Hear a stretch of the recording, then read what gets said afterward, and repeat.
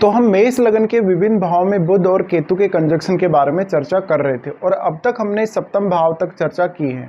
इस वीडियो में आठवें भाव के बारे में देखेंगे। अगर ये कंजक्शन आपके आठवें भाव में बन रहा है तो आपको किस प्रकार के परिणाम सामने आ सकते हैं।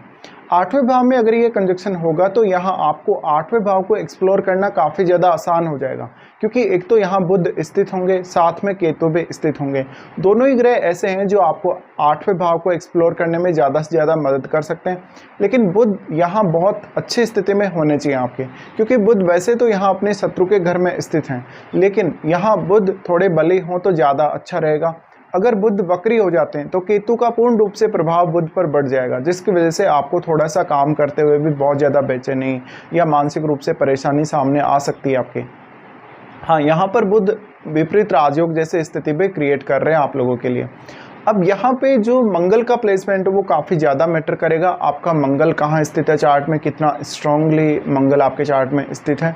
अब देखिए, केतु जब भी बुध के साथ स्थित होते हैं तो आप अपनी बुध की जो क्वालिटीज़ हैं उनकी मदद से केतु से संबंधित विषयों को ज़्यादा से ज़्यादा एक्सप्लोर कर सकते हैं। तो ज़्यादातर ये कंजक्शन अब आपको ज्योतिष, आध्यात्म या मेडिटेशन रिलेटेड या इस प्रकार की अन्य जो भी गतिविधियां हैं, धार्मिक गतिविधियां, तंत्र मंत्र है, टैरो कार्ड रीडिंग है या किसी भी प्रकार की हीलिंग पावर से रिलेटेड जो भी कार्य हैं उनमें बहुत ज़्यादा रुचि देगा और आप एक्सप्लोर करने में हमेशा ही माहिर होंगे। किसी भी विषय में एक अच्छा आप रिसर्च कर सकेंगे। ऐसी कंडीशन में बार बार हालांकि आपको मानसिक तनाव, मानसिक बेचैनी या कुछ अन्य इस प्रकार की दुविधाओं का सामना ज़रूर करना पड़ सकता है, बट ये कंजक्शन कहीं ना कहीं आपके लिए काफ़ी ज़्यादा लाभदायक होगा।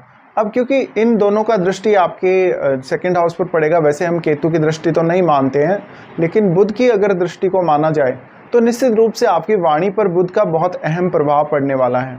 तो यहाँ पे जो बुध का प्लेसमेंट है ये अब आपके लिए, अगर आप हायर स्टडीज़ में जाना चाहते हैं, आप कोई बहुत पीएचडी लेवल का जैसे आप स्टडी करना चाहते हैं या कोई रिसर्च करना चाहते हैं या कोई ऐसा गोपनीय काम आप करना चाहते हैं अपने कैरियर में, तो उस केस में बुध आपको ज़्यादा से ज़्यादा मदद करेंगे। इसके साथ साथ ये कंजक्शन आपको अपने इन्वेस्टमेंट से रिलेटेड सही डिसीजन लेने में भी कभी कभी मदद कर सकता है, बट यहाँ स्पेकुलेटिव इनकम होने के बहुत ज़्यादा चांसेस बन जाते हैं आपकी लाइफ में।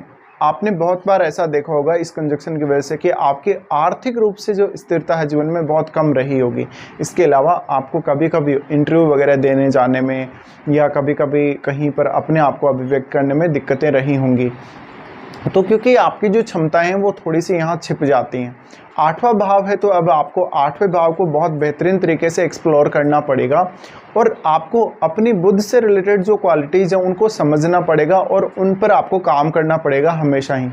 अब अगर आपका कार्य क्षेत्र आठवें भाव से संबंधित हुआ तो निश्चित रूप से ये कंजक्शन आपके बहुत ज़्यादा फेवर में काम करेगा। और इस कंजक्शन पर अन्य किस ग्रह का प्रभाव है आपको ये भी देखना बहुत ही ज़रूरी है, क्योंकि जो भी दूसरा ग्रह यहाँ प्रभाव डालेगा उसका एक अहम रोल हो सकता है आपके सभी प्रकार के कार्यों में। अब बुध आपके इंटेलिजेंस को दर्शाते हैं, लेकिन आठवें भाव में अगर बुध है तो बुध अगर यहाँ अस्त भी हो जाते हैं तो भी बुध यहाँ काफ़ी अच्छा काम कर सकेंगे। बट आपको अपना पूरा चार्ट ओवरऑल चेक करना पड़ेगा इसके लिए कि आपके और जो अन्य ग्रह हैं उनका संबंध क्या आठवें भाव से है या नहीं है। तो यहाँ पे आपके लिए ये जो कंडीशन है काफ़ी ज़्यादा इंटरेस्टिंग बन जाती है। अब आप बहुत सारे ऐसे गूढ़ विचारों से या गूढ़ विषयों में बहुत ज़्यादा इंटरेस्ट रखने वाले हो सकते हैं। इस प्रकार की आप स्थितियों से घिरे रहेंगे जहाँ पर आपका माइंड काफ़ी डीपली काम करेगा किसी भी विषय को लेकर। लेकिन अब आपके लिए सही दिशा में चलना बहुत ज़रूरी है और लंबे समय तक अपनी उस प्रक्रिया को अपनाना और उसको दोहराना बहुत ज़्यादा ज़रूरी हो जाता है आप लोगों के लिए।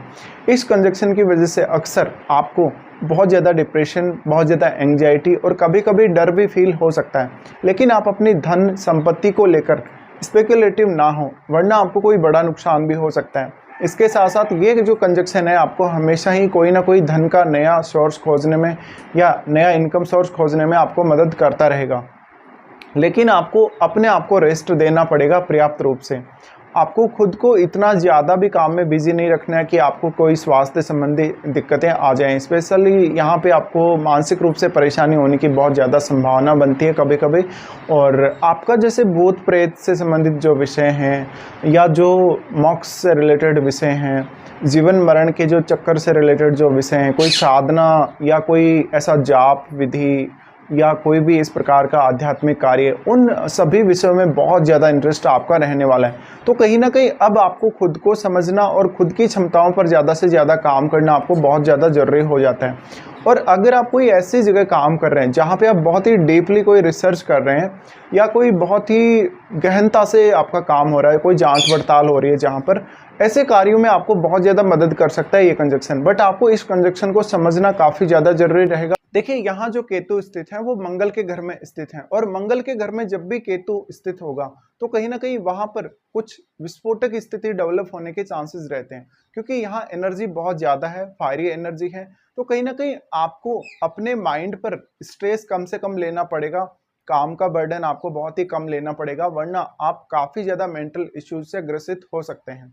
साथ साथ में ये कंजक्शन आपके इंट्यूशंस को काफी ज्यादा बढ़ाने वाला होगा। आप दूसरों की लाइफ को एक्सप्लोर करने में या किसी भी प्रकार की प्रिडिक्शन करने में बहुत ज़्यादा अच्छे हो सकते हैं इस कंजक्शन के होते हुए। और साथ साथ में आपको कुछ पारलौकिक ऐसे अनुभव हो सकते हैं जो सामान्य व्यक्तियों को नहीं हो सकते।